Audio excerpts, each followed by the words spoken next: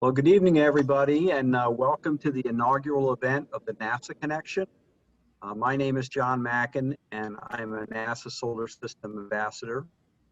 There are about 1,000 of us in the country, and as NASA volunteers, we bring news of NASA activities, discoveries, and missions to our local community. You can access our local Facebook page at NASA Solar System Ambassadors, Southern Illinois. That's down in the lower left corner there. Or you can contact us at one of the email addresses listed there if you'd like us to come and make a presentation at your community group or for your students. Tonight we have a presentation on a topic that's been in the news lately.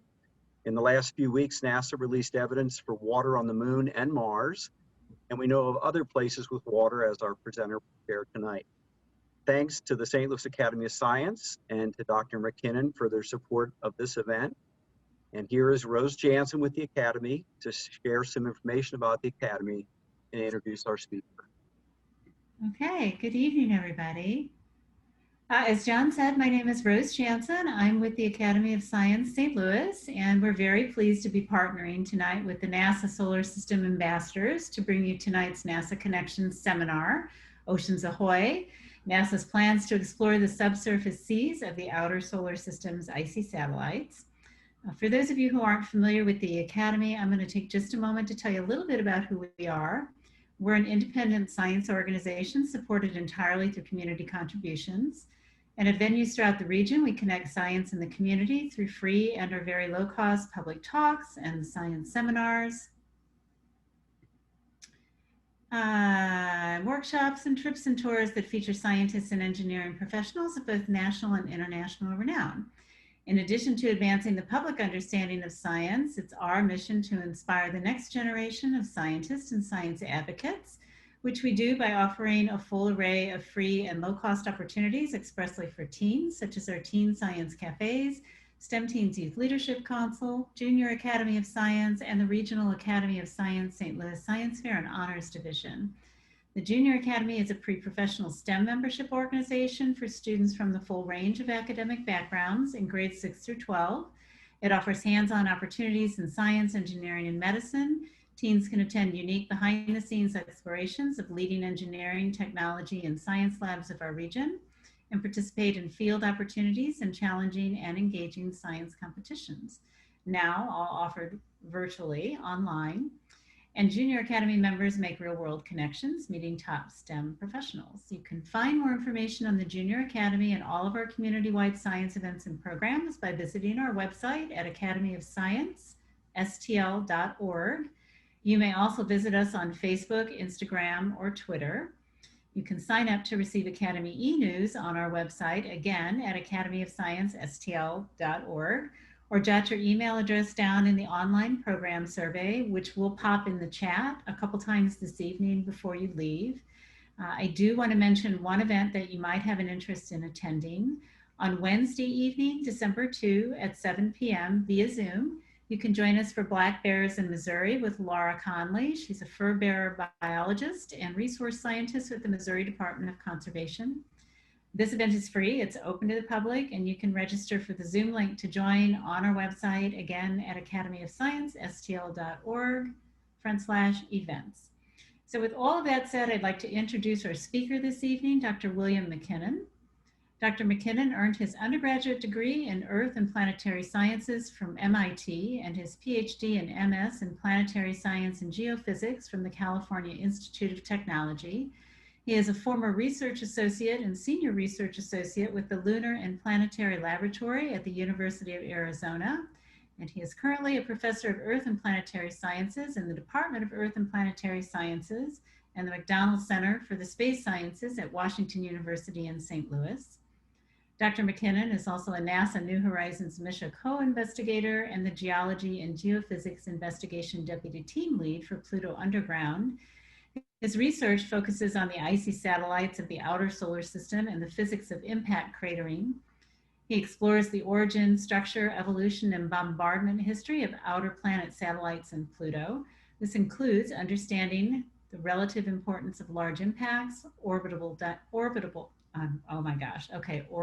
dynamics, and internal processes for tectonics and other surface modifications, the origin and evolution of impactor populations, and the cratering mechanics in ice and other targets. He is a member of the American Geophysical Union, the Division for Planetary Sciences of the American Astronomical Society, and the Meteoritical Society and the International Astronomical Union, and he is the author of numerous peer-reviewed publications. He is here with us tonight to talk about NASA's plans to explore the subsurface seas of the outer solar system's icy satellites in oceans Ahoy. We are very pleased to have him here with us tonight for NASA Connections. Won't you please join me in welcoming Dr. William McKinnon? Hey, thank you, everybody. So let me share my screen.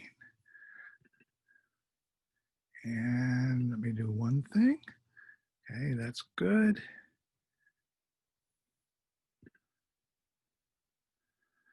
All right, so I want to basically catch everybody up on the fantastic plans that NASA is executing to explore the far fringes of our solar system, and in particular, what the title implies, that there are other oceans in our solar system and therefore other realms where possible biology may exist. We don't know yet, but that's why we want to go find out.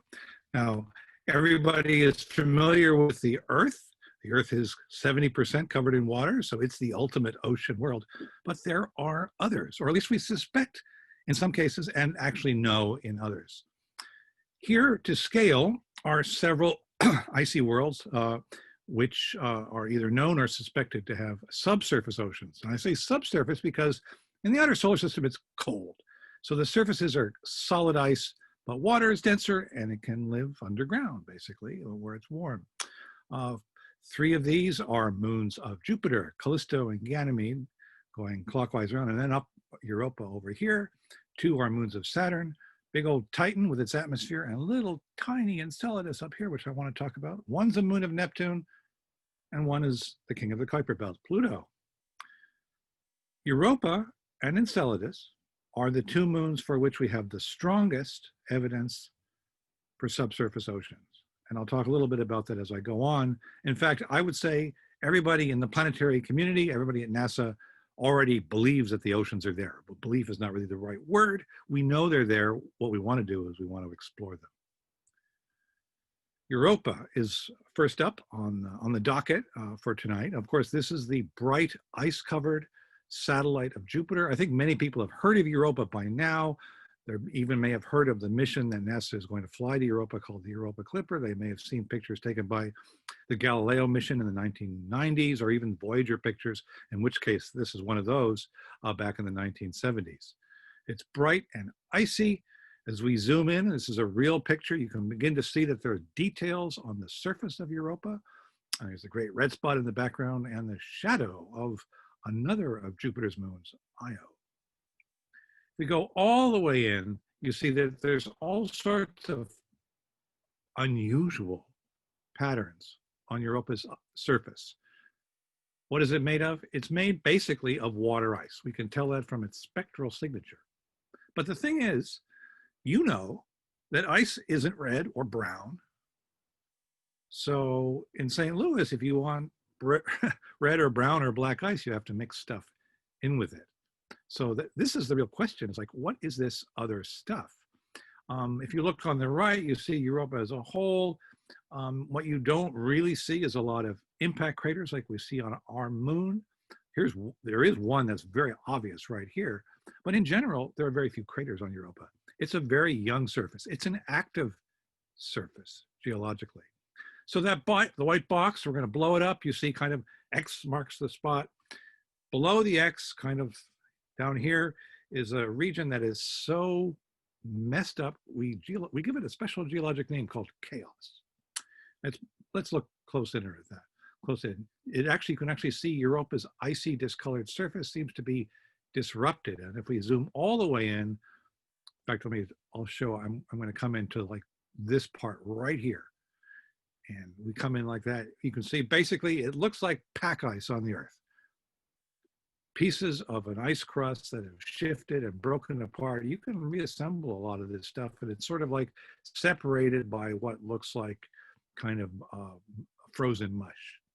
And that's fundamentally, although we still argue about it, that's fundamentally what we think actually has happened here, is that this part of Europa became so warm from subsurface heating that the ice, its floating ice shell, literally broke apart and then exposed itself to space. You can see pieces of this icy crust sort of tilting like the Titanic over here. For scale, by the way, this sort of looks like a Dorito of some sort. Is 5 miles long.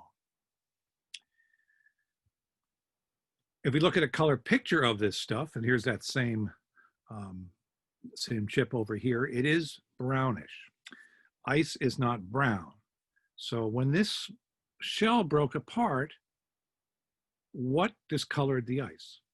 Now we can look at this spectrally as well. We had the kind of instruments on the Galileo mission when it was operating in Jupiter orbit that you could actually make measurements. And just to be a tiny bit technical, this is a spectra. This is like a fingerprint for what might be on the surface. And in the x-axis down here, it says wavelength in microns. So we're actually looking in the near infrared, beyond human vision and the reflectivity. And the pattern is characteristic of signatures of stuff. You know, this is called remote sensing. We use this all the time on the Earth, from airplanes or from satellites. We look for, you know, minerals that are important economically, you know, ores. We test for the health of crops or of forests. And on other planets, we just try to see what's there. This is done all the time on Mars, for example, from Mars orbit. But here in Europa, there's a pattern that matches sulfates. Now, sulfates may be confusing to some people, but, you know, sulfuric acid is a sulfate, as an example. But there are lots of sulfates. And one of the sulfates that actually fits the spectra is a hydrated magnesium sulfate. But we're actually familiar with that on the Earth. Hydrated magnesium sulfate, the mineral epsomite, is sold. You can go down to the drugstore and buy a bag of it. It's Epsom salt, and you can read the bag there. It says saline laxative.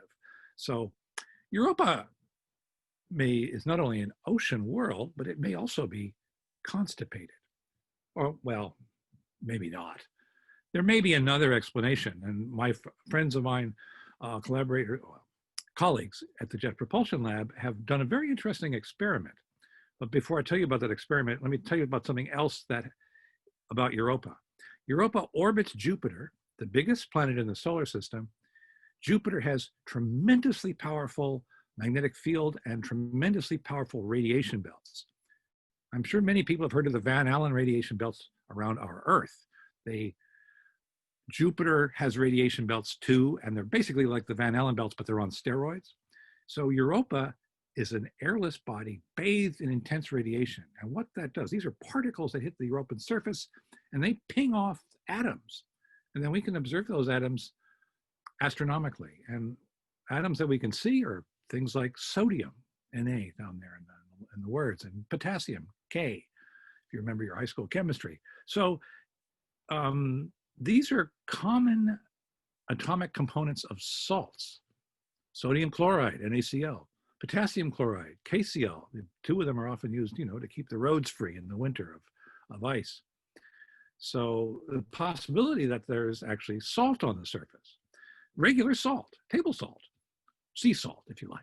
And thing about salt, though, is it doesn't have near-infrared spectral signatures, so we actually can't tell if it's there with the kind of spectra I just showed you. But my friends at JPL did a very clever experiment.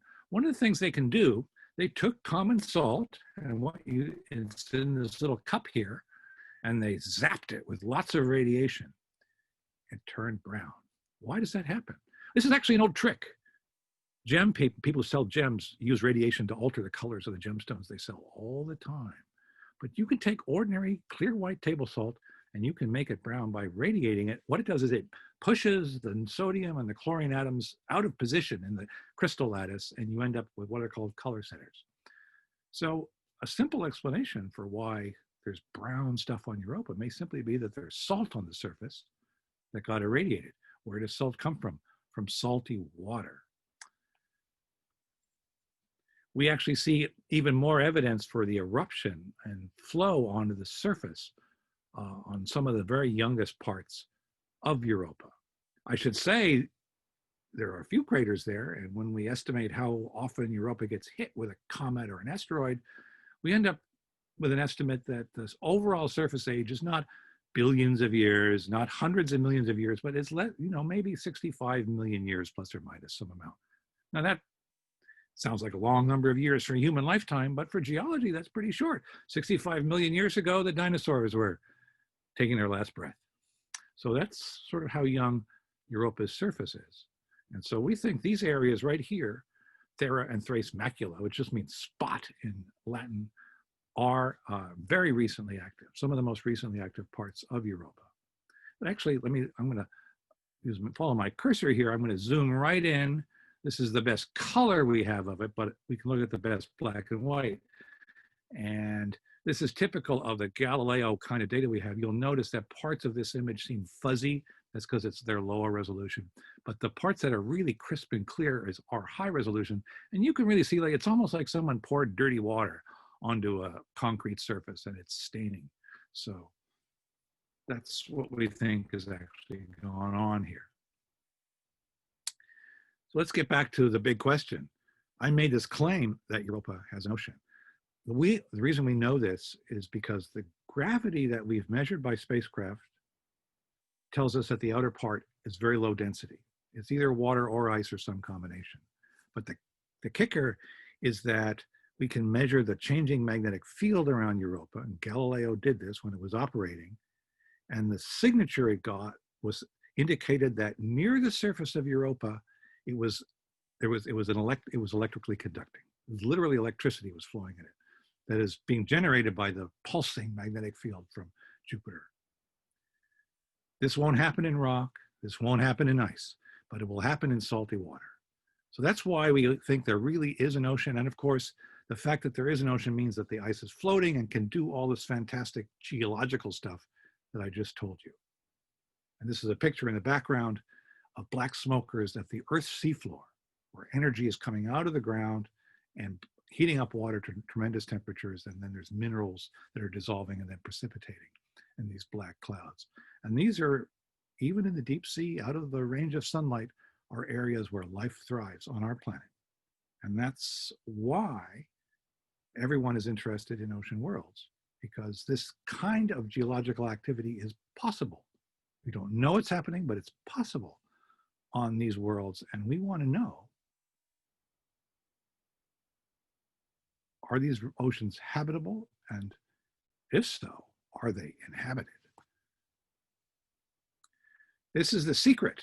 Europa is actually smaller. If you remember that picture next to the Earth, it didn't look that very big. It's smaller than our moon by a little bit. But as it orbits Jupiter, its orbit is bent by the other satellites like Io that I mentioned, and one on the outside called Ganymede, the biggest one in the solar system. And so this is a dramatization, a visualization of what we think the inside of Europa looks like. It has an iron core, a rock mantle like the Earth, so it's just like the Earth, but now it has a global ocean that is like 100 kilometers or 60 miles deep, covered by a thin icy shell whose thickness we don't actually know. But as it goes around Jupiter in its eccentric orbit, the tides of Jupiter squeeze it back and forth relentlessly, and this releases energy. This is what drives those tectonics, and this is what could, you can kind of see actually it's pulsing in red. It could actually create subfloor. That is actual silicate or rock volcanism of the style we have at the Earth's seafloor, but on Europa. So tidal heating is one of the great discoveries of the last 50 years of space exploration, and how important it is for bodies in deep space where sunlight is not very powerful, because the sunlight at Jupiter and on Europa is 25 times less intense than it is here on the Earth. So we have a picture of Europa with a floating shell that's active and possible eruptions of stuff, and then a deep ocean. And then we don't really know, but maybe there are what we call hydrothermal vents and volcanism at the very bottom of the rock floor. What we don't really know is how thick this layer of ice and water is. We don't know what the respective thicknesses are and how easily the inside can communicate with the outside and vice versa. But you know, the thing is, we've got water, we've got energy. We know that certain elements are there: carbon, hydrogen, oxygen, sulfur. We're not sure for Europa about nitrogen and phosphorus. That's the N and the P there. These are important, what we call biogenic elements, elements that are very, very common in the living systems of everything here on this planet. But they're common enough. If you have all of this stuff together and you have enough time, maybe you get life. Maybe a very different kind of life, because Europa is so far from the Earth. You know, people are talking about possible life on Mars. Mars's surface is sterile, but it could be underground. There could be water underground and kind of in aquifers. But Europa this is a very different system. Okay, this has never been exposed. It's never been. There's no warm pond at the surface of the Earth, so to speak. So this is a very different situation, which we want to explore. The last thing having to do with water is not just volcanism and fracturing and breaking up the crust, but whether in fact there could be actual active eruptions into space of plumes. And I'm putting a question mark there because we actually don't know. I just want to mention that a few years ago, everyone was super excited because the Hubble Space Telescope took pictures of Europa, which may not look very impressive to you. On the left over there, the solid circle is the diameter of Europa, and all these white boxes, these pixels, indicate glow in ultraviolet light emitted by atoms and of oxygen and hydrogen. And the idea was that a plume of water vapor was being broken down by the intense radiation of Jupiter's radiation belts, and then glowing. And Hubble can see this. Hubble can see in the ultraviolet. We can't. Bees can. Hubble can, but we can't. But the problem with these so-called plumes on Europa is that they've never been confirmed. And there's been lots of other Hubble images taken. So maybe it's a short-lived phenomenon. We don't know.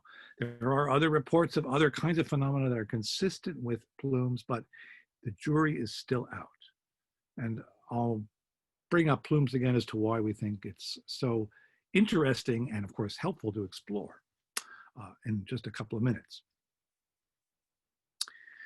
So what are we going to do about this? What is the human race going to do about this? What is the United States going to do about this? Well, we have decided, after many years of discussion and design and careful thought, NASA is embarked on, in fact, a mission to return to the Jupiter system, not just to explore Jupiter and its icy moons, but in fact to focus specifically on Europa. This mission is called the Europa Clipper. This is a real thing. Okay, this is a picture of the latest design. We haven't absolutely finalized all the design elements. That's actually going to come into next month, but this is pretty close to what we're going to fly. And you'll see those big black things. Those are solar panels. This is a solar-powered mission to Jupiter. Our technology is such that we can run complicated spacecraft at the distance of Jupiter on solar energy. In fact, we're doing one right now that's devoted to just studying Jupiter, and that's called the Juno mission. But anyway, what you see in the center is the spacecraft. You see the sort of like flying saucer thing here. That's the antenna that will communicate with the Earth. The intense radiation around Jupiter near Europa interferes with the operation of electronics, as you might imagine. So most of the electronics are actually in a titanium vault. They're hiding, and only things that can be need to be outside, like the lenses for cameras, or can tolerate the radiation bath, are exposed. I'll just point out one thing that I'm personally involved with, which is very cool. Sticking out from these solar panels are these big, long, or shorter wires. These are radar antennas. We're actually going to fly over the surface of Europa and bounce radar waves off the surface. Well, that would be fun, but actually these radar waves are going to go into the ice because cold ice is transparent.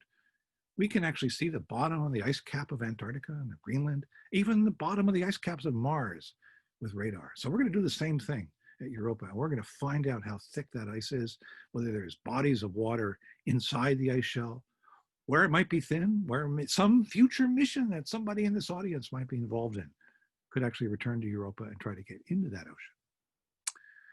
Here's our patch.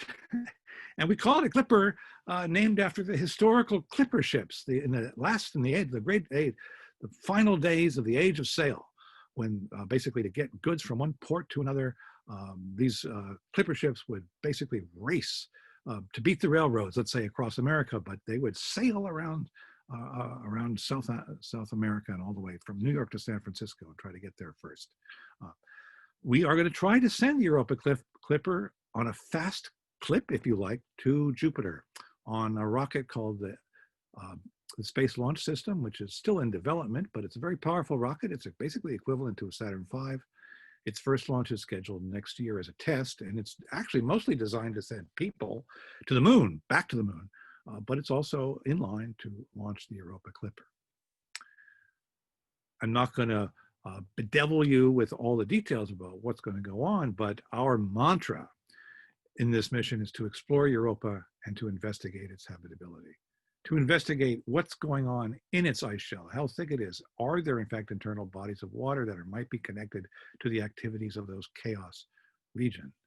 What is the ocean made of exactly, besides water, of course? What kind of salts? How saline is it? Is it oxidized or reducing? All the sorts of things that are important to understand the potential for habitability. And using other measurements, deeper gravity measurements, trying to understand what the mantle and even the core of Europa are like. So we're looking at water, we're looking at chemistry, we're looking at energy that could be harnessed for life, and we're looking basically to see what level of activity. So Europa Clipper will test key hypotheses of habitability. As the way it's going to work is actually quite clever. Flying in orbit around Europa puts you in a terrible radiation pickle. So what we're actually going to do is we're going to fly around Jupiter in loops and pass by Europa multiple times. This will reduce the radiation burden without reducing the data we get. What you actually see here, this or somewhat earlier configuration, along with the radar antennas that I was telling you about, there are going to be instruments like cameras that will look down. There'll also be instruments that will point forward, that as we fly over Europa, those sputtered atoms will come into the inlets of these instruments and will actually measure the compositions directly by counting what kind of atoms we see or what kind of dust particles we see. And here's the good thing, if there are plumes, we will fly through them and measure them directly. So we'll be able to tap and analyze what's in that ocean directly, if there truly are plumes and if those plumes are erupting when we get there. So this little brief animation which shows how this tour is going to work. We go into orbit around Jupiter, big looping orbit. Europa's orbit is that little blue circle in the very center. And then we go zooming around. We're kind of trimming the orbit. And then we get into kind of our sciencey orbits here. And we spend a lot of the green orbits. And so this is what I mean by we're in an elliptical orbit where we just pass by Europa over and over and over again. Eventually slowly rotating, but we're always coming to one side of Europa, so we're going to do a flip, and we're going to look at the other side of Europa. And so those are the white orbits. And the plan is for several dozen orbits in a nominal mission, and if all goes well, we'll keep going for more years and really build up a supreme and sublime data set. That's what it will all look like. So here's just 42 low altitude flybys. This is one particular tour design. We're still looking at different tour designs. The ultimate one we fly will depend on exactly when we launch, which is actually a little bit unclear. But these are our passes, and they're color coded by how close we get. So the black parts are high altitude, the red parts are low altitude. So we're going to get a patchwork of high and low altitude data. The radar actually works better if you back out a little bit. If you get it too close, it's too scrambly. Whereas if you want to measure the composition of the particles or the atoms that are sputtered, as we call it, off the surface of Europa, you want to dive in really close. So it's a compromise. All the different instruments have to work together. This is a real thing. We started working on the Europa Clipper mission 5 years ago. This is a bunch of us, hundreds of scientists and engineers and support people. It's our first meeting, and this is when we could meet, right? And for those of you who don't know, this is on the steps of building 180 at the Jet Propulsion Lab in Pasadena. Anybody who lives in California, lives in the LA area, or travels there, if you want something interesting to do tourist-wise, you can go to JPL and they'll give you a nice tour. You can see the clean rooms and see what they're building. It's if you're interested in this talk, you'll probably be interested in a JPL tour. And it's, like I say, it's a real thing. We're building the machine. Even with COVID, there's been some slowdowns, admittedly, but you know, people are working around it. Now, I don't know what's going to happen in the next few weeks and months, of course, but throughout this year, we have made progress. I'll just say one thing here on the far left. This is the antenna, the actual antenna that we're going to fly to Jupiter and Europa. You see somebody's up there. They're communing with it, I guess, or maybe they're polishing it, but it's a big thing. Because you're far away from the Earth and there's a lot of data. Radar generates a lot of bits. And so you want to send that back to the Earth. So anyway, if you want to learn more about the Europa mission, all you have to do is go online. There's lots of information about it. So who's up next? Europa's first, but on second base. That is, Europa's gone to second base, but now Europa's on first base, but now at the plate, it's Enceladus. So Enceladus is a tiny moon. It's a little bitty moon. Europa's almost as big as our moon, but not quite. But Enceladus is like pipsqueak. Enceladus is 300 miles across. I mean, how does this even count? It turns out that nature has many surprises in store for us. So Enceladus orbits Saturn, and the recently completed Cassini mission provided an enormous amount of information about all of the moons of Saturn, but especially about Enceladus. Just to set the stage, there's Saturn and its beautiful rings, and to scale are several of its innermost moons. You don't even see Titan here. Titan's off to the right, but Enceladus is hiding here, kind of in the middle, and there's this fuzzy ring here, and this is actually, these are particles that actually leave Enceladus. These are actually erupted off the surface of Enceladus. Enceladus is famous is because it does have plumes. You can just see them, and they erupt into space because the gravity there is so low. As I say, Enceladus is small. This is it to scale with Great Britain. Okay, it's about the size of Missouri, if you're honest. I should make a graph of that from St. Louis to Kansas City. It's about that wide. You might think this should be a frozen ice ball just covered in craters, but you can see that it's not covered in craters. There are some. It's an active world too. Cassini proved, we suspected this from the Voyager observations of Enceladus back in 1980 and 1981, but the data wasn't nearly as good as what we got from Cassini, which orbited Saturn for years. So this is backlit, so crescent Enceladus, and you can see basically fine particles spewing off into space. These are particles mainly of, they're tiny, tiny grains of water ice on the order of just a few microns across. So they're like, you can hardly see it. It's almost as fine as toner powder, if you've ever like spilled some of that, except they're not black, they're made of water ice, because it's cold this distance from the sun. The place where the plumes are erupting is the south pole of Enceladus. And when we took thermal measurements, that is heat measurements of the South Pole, it turned out to be relatively warm. Now, of course, warm is a relative concept in Saturn space. And those are temperatures in Kelvin. Those are degrees absolute. So it's still freaking cold, but it's like it's blazing away for an icy satellite surface. And that region of Enceladus that's active is down here, right at the terminator or the day-night line. And you can see it's such an interesting and complicated surface, and it's tortured and fractured and folded and rent. And there are some craters some places. There's some older parts. You know, in planetary science, if you've got craters on the surface, you know it's been sitting around to accumulate them. But if there are no craters, it's very young. And this area at the south pole of Enceladus has no craters that we can see. So this is the South Pole, or the South Polar Terrain, as we like to call it. And it's crater-free. Its age is not 65 million years like Europa as a whole, but could be zero, but it's on the, or probably on the order of 1 million years old altogether.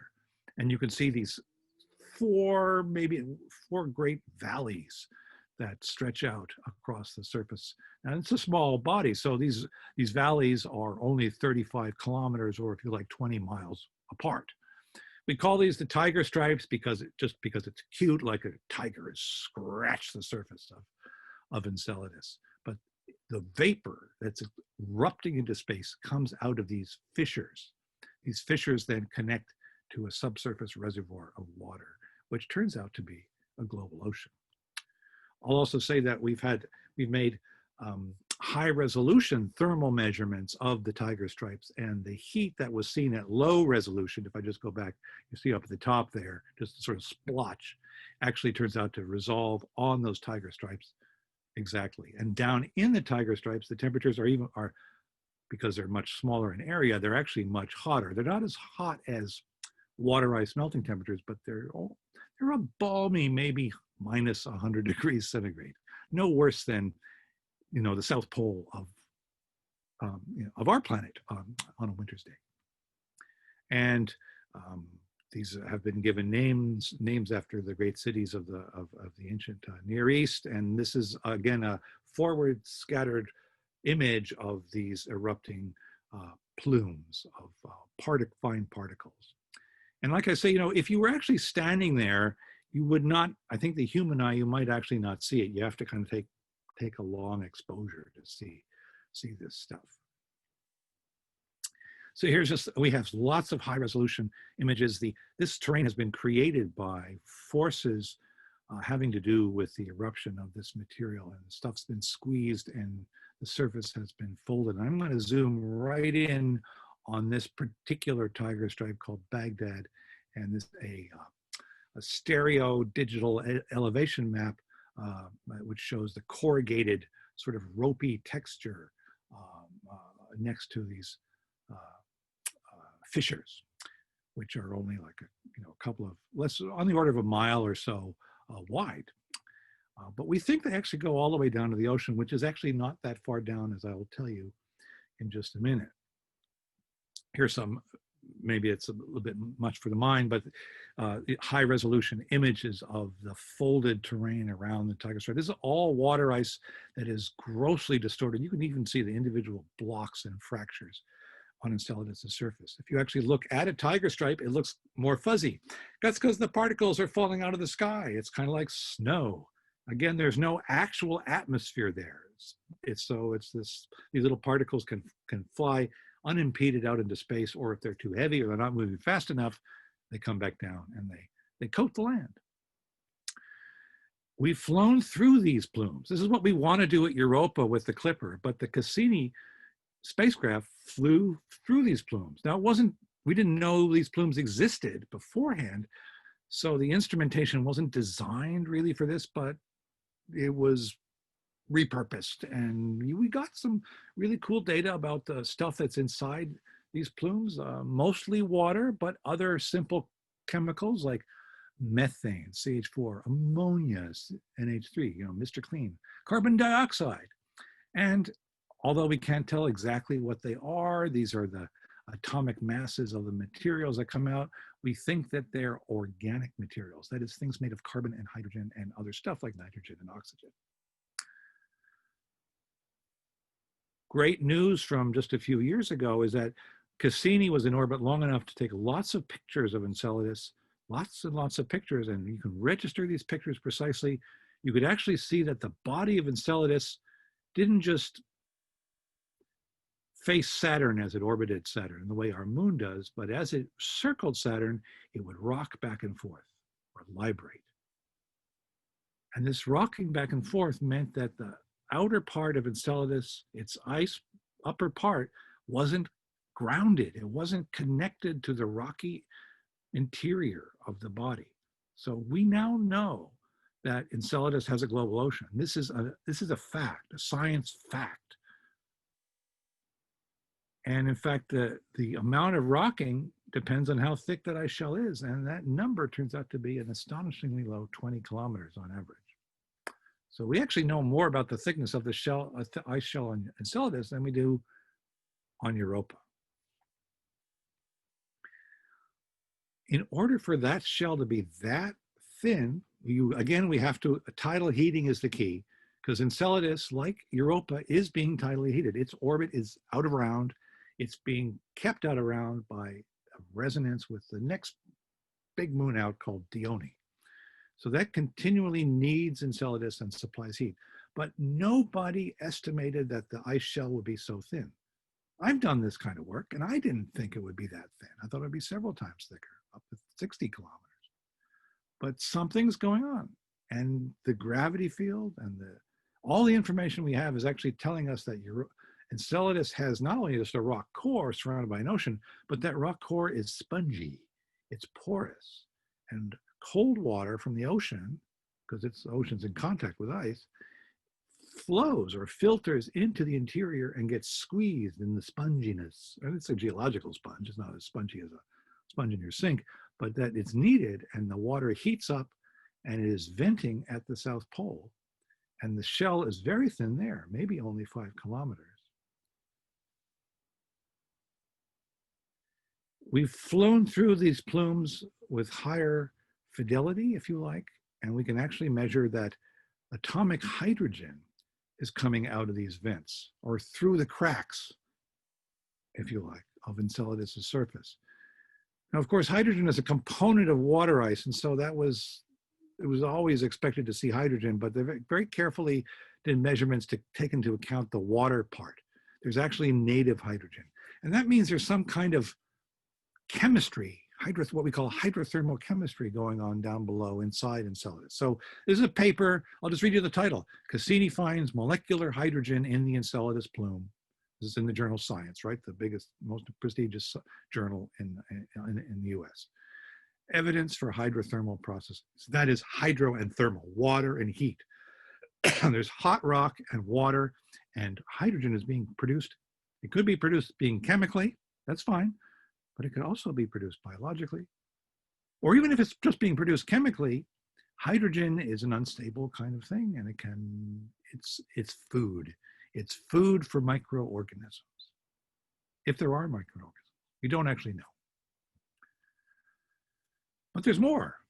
Here's the same picture. If we actually look at the shell, this is what we think is going on. It's a crack that extends down maybe 5 kilometers, and there's water that rises up almost to the top, and then it's being squeezed all the time. It doesn't freeze shut. And at this surface, you have vapor, and you have boiling of the water, so you have little tiny particles being formed. And at least the people who put this figure together think that there's organic stuff. Remember, I mentioned that before. It sort of forms an oily film of the surface of this water, and that ends up as little particles. As water vapor condenses on organics, it says, and they just go shooting up and out into space where we can measure it. There's another instrument that measures the composition of solid particles. It's called a dust analyzer, and I mean really tiny bits of dust. And this is just some more recent data where they looked at very carefully at what they measured, and they find that they have evidence for what they call high mass organic cations. That is, there's elements like magnesium and calcium associated with organic matter. Look, it says here benzene, okay? We see benzene coming out of Enceladus. That's crazy. What's going on? We've never seen anything like this. What does it mean? We don't know yet. And there's no particular mission proposed to, there's no mission being built to go back to Saturn, but I'm going to tell you about one that has been proposed. And so, but this is our picture. It's a bit like Europa, down near the tiger stripes, a thin ice shell, an ocean that maybe is 60 kilometers deep, and then hydrothermal circulation of water through porous rock. And who knows what else is going on.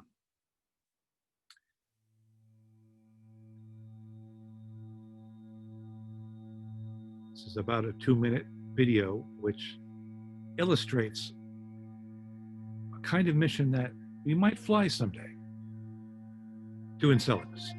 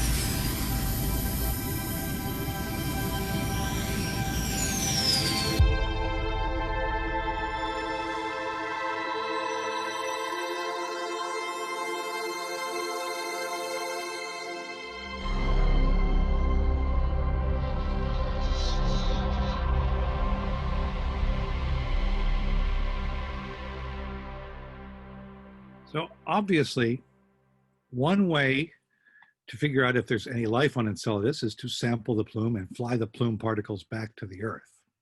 But this is actually a science fantasy put together by some researchers in Japan. This is not a NASA proposal. This is not a proposal at all. But there are real missions being discussed to return to Enceladus. So I want to just finish up telling you about a very recent idea. And that is called the Orbi Lander. What a crazy new kind of word, right? It kind of says what it does. It orbits and it lands. So this is actually a study that NASA funded as part of the run-up to what we call the Decadal Survey. Every 10 years, NASA asks the US National Academy of Sciences to gather a bunch of experts, hundreds of people, scientists, engineers, technologists, managers, ex-astronauts, whatever, to figure out what are the most important things that NASA could be doing in planetary science. They also do these decadal surveys for other things like astrophysics, but let's just talk about planetary science. What's the most important thing to do in the next 10 years? So this is what this is, the 2023 to 2032 decadal survey. This is actually a study that's just gotten underway this year. And the idea is that in a world where there are lots of great places to explore, but only so much money to go around, that's really plausible. What's, if you boil it down simply, what's the most important thing to do? Or what are the 2 or 3 most important things to do? And can you rank them in order, depending on how many resources you have? Anyway, this Orbi Lander is a proposal, but it's been very deeply studied. So this is actually something that could be real in the lifetime, especially of the younger people on this Zoom call. And just like it says, the Orbi Lander is something that would orbit Enceladus and also land. They say, well, why don't we do this otherwise? Well, mostly, like if you think about the moon or Mars, it's like it takes a lot of energy to land or take off. Enceladus is small, the gravity is weak. This actually is a problem for orbiting spacecraft if you want to have one there, because Saturn's gravity, its tides, if you like, destabilize the orbit. Well, sometimes when nature, as we say, right, if nature hands you lemons, you make lemonade. So the idea here is, well, you do in fact do your orbital stuff, but then you say, okay, it doesn't take that much rocket fuel to just set her down. And that's what you do. So you're going to have an orbital phase, and then you're going to have a landed phase, doing 2 complementary studies. Instead of, you get basically, it's like the old joke, it's a dessert topping and a floor wax in one. The payload is very advanced. It's all the usual remote sensing stuff, cameras, radar, sounder, just like on the Europa Clipper, spectrometers to determine what things look like. But also this thing, when you're on the ground, you have a seismometer, and this other thing, the LDS, the Life Detection Suite. This is the key for the Orbi Lander team, is like, they know the ocean's there. The details of the energy and the water and the elements are all there. So as far as everyone is concerned, Enceladus is habitable, at least for life as we know it. So the real question is Enceladus inhabited? So you actually want to take instruments to actually look for life. This would be the first time doing this since the Viking landers to Mars in the 1970s. Of course, we may do this for Mars soon as well, but for the moment. So that's the idea. And just a few details about in the orbital phase. It's going to really look for life. You see, as a function of days, it's going to look for amino acids. And also check for the salinity and the pH of the frozen water. It's actually going to look for cells, like with a microscope, that kind of thing. Fatty molecules or lipids, amino acids, the chirality, whether they're handed or not, because the way our life is, it has one hand. So it's a very advanced concept, but it's completely doable, and it's no crazier than flying a helicopter, an experimental helicopter to Mars, which we're actually going to do, and it's going to land in February. Or in fact, planning to fly a drone or a quadcopter, if you like, to fly around through the atmosphere of Saturn's moon Titan. And that's the Dragonfly mission, and that's being built as we speak. So this is completely, it's doable. It's not cheap, but it's the kind of thing that, were it to be decided as the most important priority for the coming decade, or maybe the decade after, it could be done. Let me show you just one more picture. So this again is the cover again, but you'll actually see there's an antenna for direct communication to the Earth. It's landed on Enceladus. After it does its job in orbit, making as many measurements as it can, it's been scouting with its cameras for the best landing spot. It wants actually a landing spot near, but not in a vent. It doesn't want to fall into the vent, but it wants to be near a vent so that it has this cup. There's this big, cone here. When it flies around, the cone collects particles. But when it lands, the cone is pointed up and the particles fall out of the sky and into the cone, into the funnel. Basically it's a concentrator. That's really cool.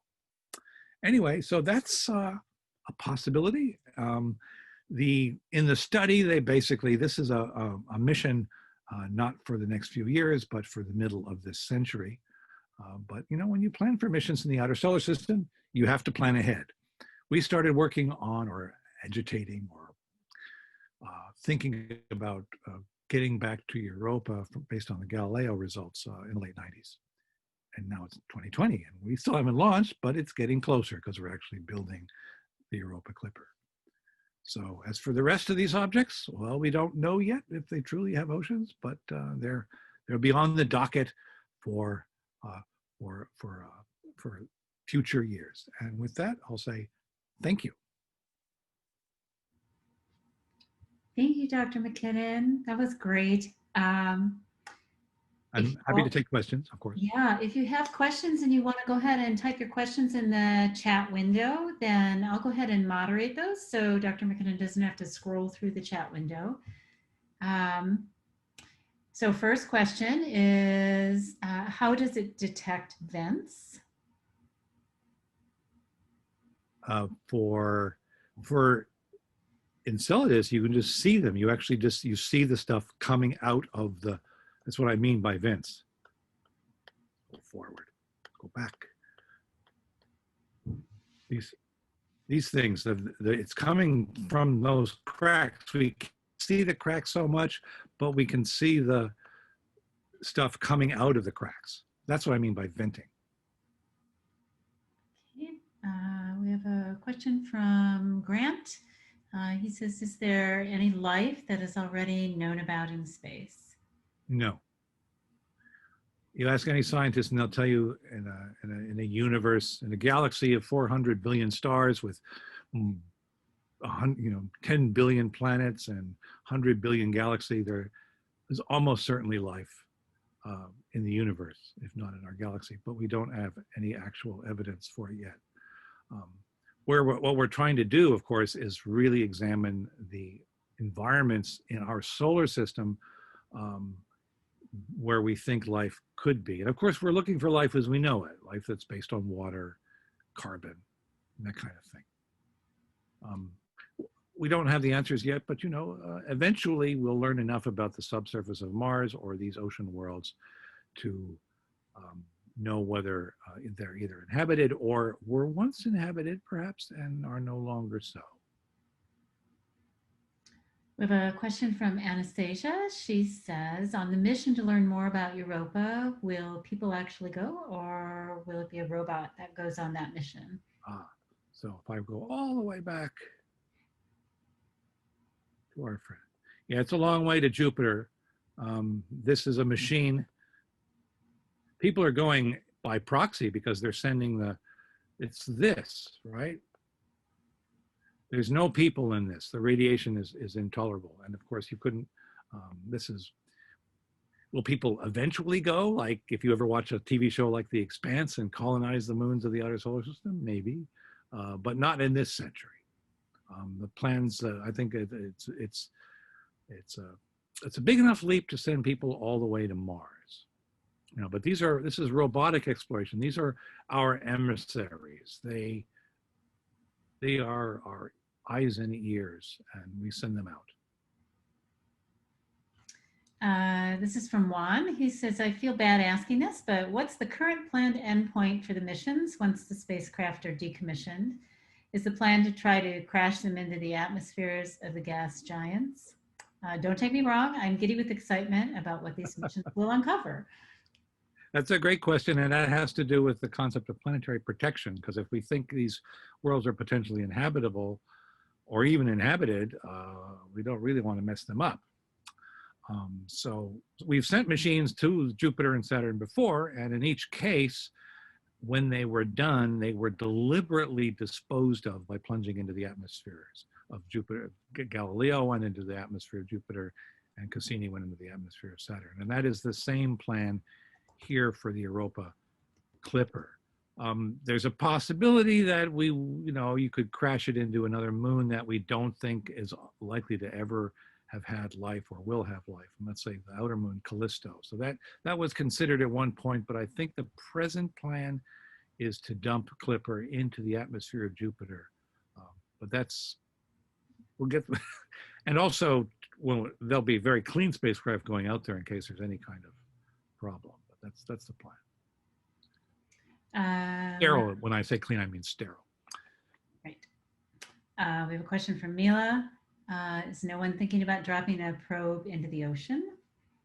Well, that's the question about dropping a probe into the ocean. Well, the ocean is not, in either case, just sitting there. There's an ice shell in the way. People are thinking about what you would follow on with. The Orbi Lander takes advantage of the low gravity of Enceladus, where it doesn't take that much rocket fuel to land or take off. It takes a lot to do this at Europa. It's much more like the moon, our moon, in terms of its gravity well. So the next step would probably not being drop a probe into the ocean, because it's not actually bubbling at the surface. You have to maybe just land on the fresh erupted stuff and analyze it. And then the next step would be to try to send a probe, maybe what's called a melt probe, something that would use heat to basically sink its way through the ice and reach the ocean. That's later in time. We still, there is an active group. I didn't mention this in this talk. There's a very active group working on a Europa Lander concept, which is kind of a follow-on mission to the Clipper. This one is from Jack. How did you get the name Enceladus Orbilander? It sounds pretty cool. Well, I think someone just, Enceladus is obvious because it's the place it's going. It's an orbiter and a lander, so you just combine. It's a neologism. You know what I'm saying? It's like you just combine the words, orbiter and lander. So it's kind of funny, but I think it's self-explanatory. And again, it's visionary, it's imaginative, so it's kind of cool. This question is from Rich Hoyerman, Tiger Stripes. Any ideas why they are just at the South Pole seasonal effect or tidal stress geometry? My favorite answer to Rich Hoyerman's question is that the tidal heating in theoretical models is concentrated at the poles when you do numeric, physics models. And then you say, well, why don't you have that at the north and the south?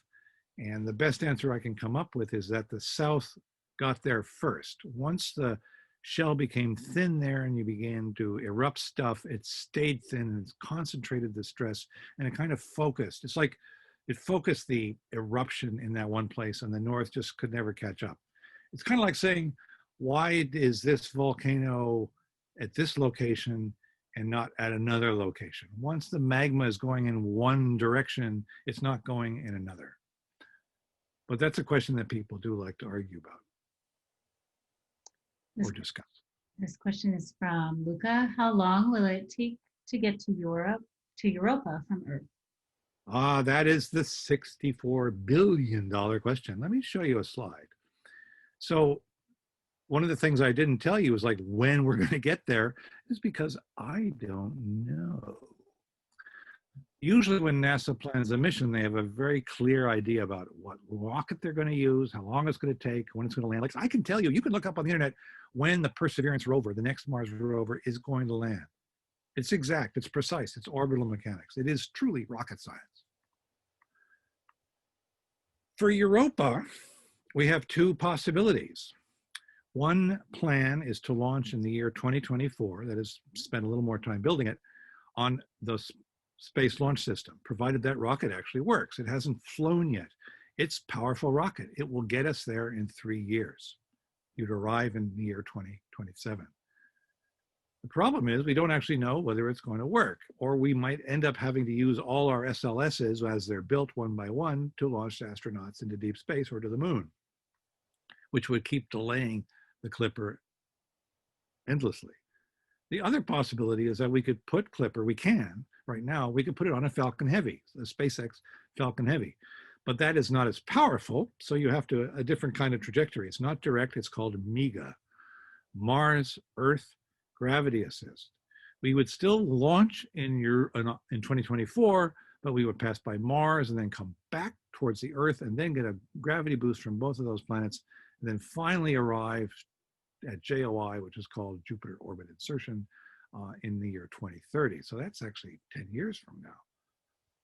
But Falcon Heavies exist. If we made that plan, we could actually just execute it. Also, it's a lot cheaper than an SLS. But right now, it is a matter of law, as passed by Congress and signed by the president, that we have to launch an SLS even though it's not actually available. So in this particular slide, you see the Europa Clipper is caught between these two possibilities. And so I actually don't know when we're going to get there, but I can certainly say we're going to get there no earlier than 2027. This is a question from Cam. They would like to know, how can a spacecraft that relies on the sun's energy landed on a planet? Was it being controlled from the Earth? Like, if so, how strong is the connection?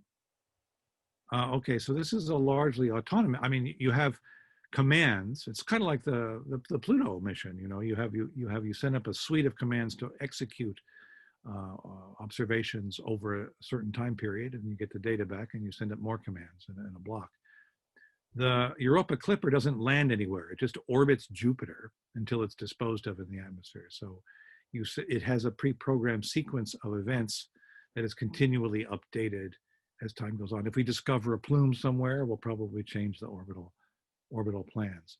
The idea, of course, with solar panels in that we don't land because you would eventually fall into night and you would lose your power. So the only time we lose power on the Clipper is when we're flying, just when we're occulted by Europa, when Europa is, we're passing behind Europa or potentially behind Jupiter as seen from the sun, but that's a very short interval of time, 15 minutes, 20 minutes, 30 minutes. So there's enough power left over. We have batteries, kind of battery backup, like you might have for your computer in an office. The Orbi Lander flies to the Saturn system, and it's so far away, it doesn't fly on solar power. It uses what's called an RTG, actually uses two in the plan.